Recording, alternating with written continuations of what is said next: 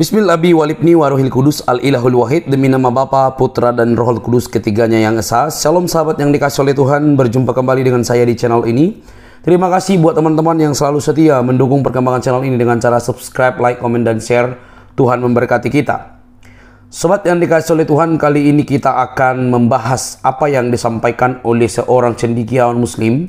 Dan menurut saya ini bisa menjadi perhatian berbagai macam kalangan, bahwa tentu ada banyak orang yang justru memanfaatkan agama atau yang berhubungan dengan kitab suci untuk mencapai keinginan-keinginan mereka. Sahabat yang dikasih oleh Tuhan, mungkin teman-teman akan kaget dan juga sedikit miris melihat kenyataan.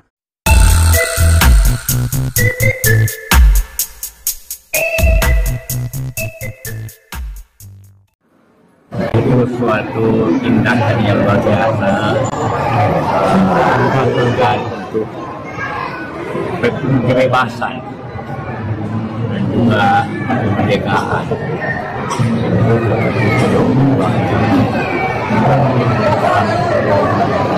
Merencanakan luar biasa rahasianya yang diketahui oleh Israel. Jarang terjadi. Berani, cermat sekali dan caranya luar.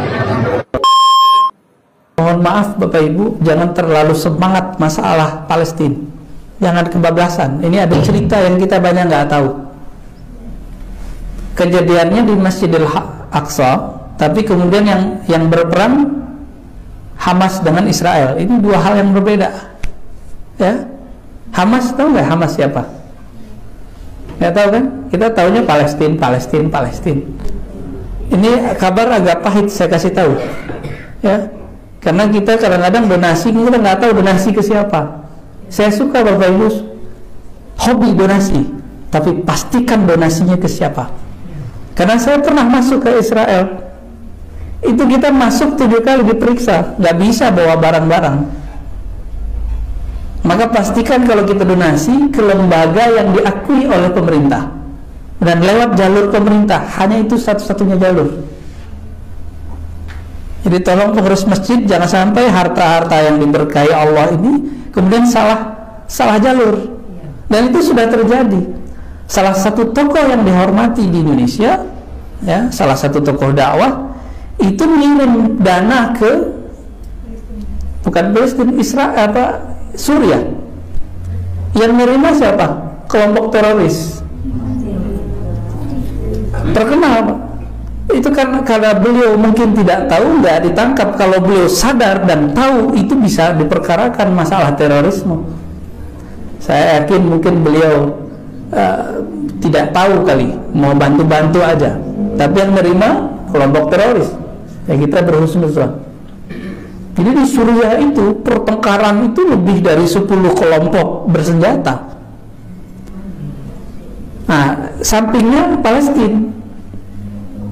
Ada satu kompleks, satu distrik jalan lah namanya Sheikh Jarrah. Itu nama kampung. Kampung Atu Jarrah, gitu-gitulah ya namanya.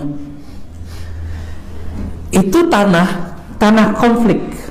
Ya seharusnya ya orang Palestina menganggap itu milik Palestina, orang Israel menganggap sudah beli. Tapi suratnya nggak tahu. Nah, ini masih simpang siur.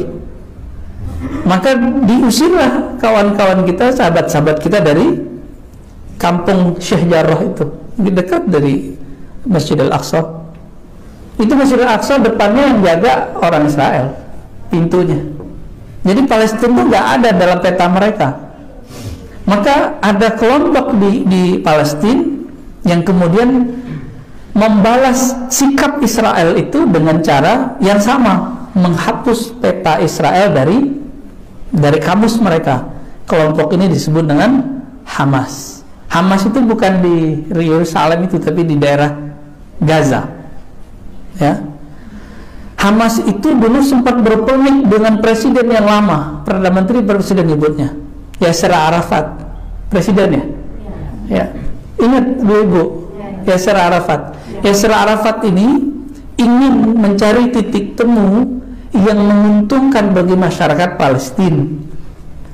Dan menurut beliau, setelah lama berjibaku dalam hal ini, jalurnya cuma damai.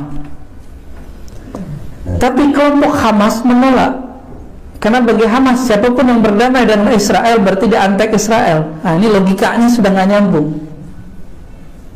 Jadi kita pro simpati dengan masyarakat Palestina bukan berarti kita pro dengan sikap-sikap yang dilakukan oleh Hamas. Hamas kemudian sampai hari ini menganggap siapapun Muslim Palestina yang ingin damai dengan Israel itu anti Israel dan boleh dibunuh. Nah, itu masalahnya. Pahit nggak kalau udah tahu? Kalau udah mengerti begini, kita jadi bingung mau donasi.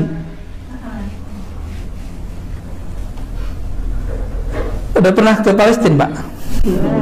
Ya? Rencana. Udah nggak bisa, Pak. Udah nggak bisa. Nunggu perang akhir zaman dulu kali. Kita haji umroh juga belum tahu bisa lagi. Ya. Udah begini masalahnya, udah nggak tahu lagi. Dan emang sudah sunnatullah.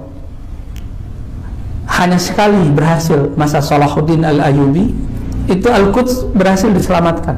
Tapi setelah itu sudah takdir Allah bahwa Al-Quds hanya akan dibebaskan oleh Sayyidina Al-Imam Al-Mahdi, hanya imam akhir zaman. Dan yang paling mengejutkan apa?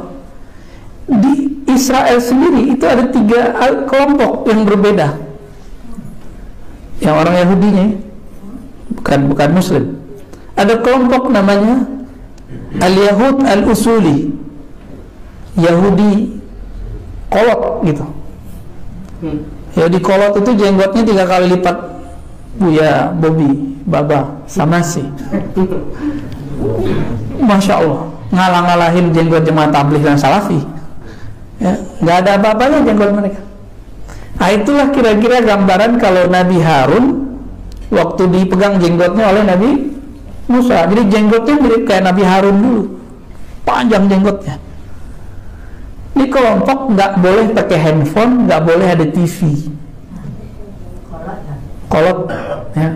Disebut bahasa Arabnya Al-Yahud Al-Usuli, Yahudi asli, Yahudi usul, ortodok.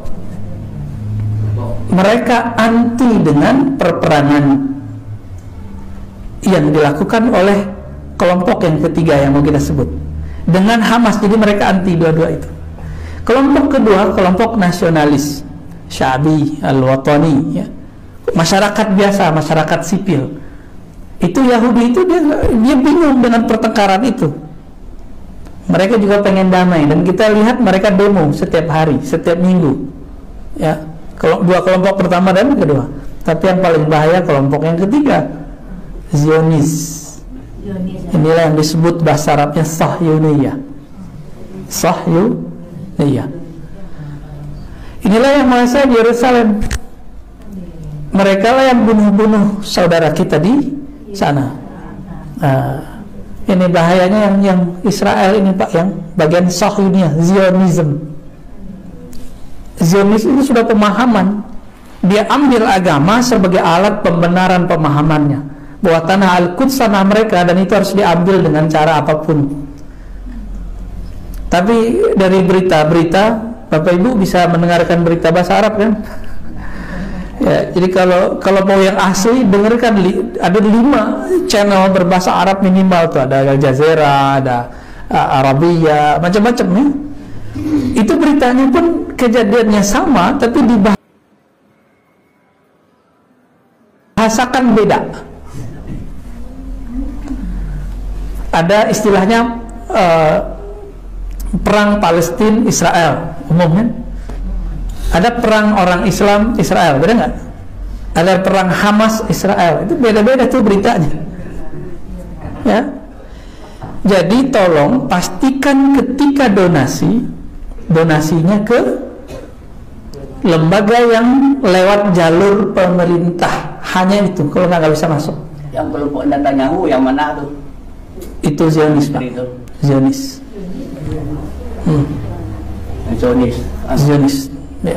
Yang ketiga, Pak. Karena dialah yang mau perang-perang itu. Tahun 2016 saya pernah berdakwah di salah satu negara Eropa. Saat itu di KBRI hadir Menteri Luar Negeri yang sekarang, kan dia nih Yang kedua Bu Retno, ternyata lagi ada konferensi pertemuan orang-orang di Eropa untuk menyelesaikan persoalan Palestina. Apa kabar baiknya? Banyak negara di Eropa pro dengan Palestina. Cuma negara-negara yang lain yang juga besar itu tidak pro dengan Palestina, pro-nya dengan Israel. Apa kata beliau? Ini orang Palestina sendiri itu juga dengan orang Israel, beberapa mereka sudah capek dengan perang, tapi Zionis dan Hamas selalu ingin perang. Itu masalahnya. Kejadian Sheikh Jarrah, tapi yang itu jadi kesempatan oleh Hamas. Nah, Hamas itu kalau bahasa presiden yang lama Gus Dur itu berkhianat kepada Yasser Arafat. Diajak untuk berunding, mereka nggak mau. Maka sampai hari ini, mohon maaf, ini kabar pahit yang saya mau ceritakan. Ya, mungkin teman-teman aktivis pada kaget juga. Mungkin nggak sepakat, nggak masalah. Tapi itu kabar valid yang saya dapatkan. Hamas itu alirannya ke Ikhwal Muslimin, tapi yang keras. Ya, yang berkelompok, yang bersenjata. Yang mana dulu Ikhwal Muslimin yang asli, yaitu Syekh Hasan Al-Banna, tidak memperkenankan itu. Mereka menganggap siapapun yang berbeda dengan pemahaman mereka itu, yaitu antek-Israel. Jadi bagi dia Yasser Arafat antek-Israel. Sepakat nggak Bapak Ibu? Jadi mereka kasih judul Yasser Arafat Al-Khain, pengkhianat. Begitu cara berpikirnya. Dan saya setuju apa yang disampaikan oleh cendikiawan Muslim ini. MUI apakah bertindak? Tidak juga gitu, malah memberikan hadiah kepada para mualaf dan kepada orang-orang yang notabene itu sudah terbukti dan dibuktikan mereka bukan pendeta, mereka bukan pernah sekolah di STT dan segala macam itu. Mereka hanya kepengen hebat dan mencuri panggung yang harusnya bukan untuk mereka, tapi akhirnya untuk mereka karena bualan-bualan mereka. Sahabat, hal ini menjadi penting, ya. Hal ini menjadi penting untuk kita koreksi. Dalam firman Tuhan dikatakan, bapa dari segala pendusta ialah iblis. Ya, iblis bapa segala pendusta, ya. Yohanes 8 ayat 44. Kalau kita membaca dengan teliti, dikatakan di situ bapa dari segala pendusta itu iblis. Sahabat, kita diajarkan untuk jujur, diajarkan untuk menyampaikan kebenaran, fakta yang sesuai dengan kebenaran itu sendiri. Mari cerdas, semoga ada banyak orang cerdas dan tidak memanfaatkan agama untuk memperluas, memperbanyak, bahkan tidak tahu apa-apa sebenarnya. Sampai di sini video saya. Jangan lupa untuk mendukung dengan cara subscribe, like, komen, dan share. Tidak usah kepanasan, karena ini bentuk respon kita untuk para mualaf yang notabene sudah dibuktikan namun masih digandrungi. Sampai ketemu di video selanjutnya. Bye-bye.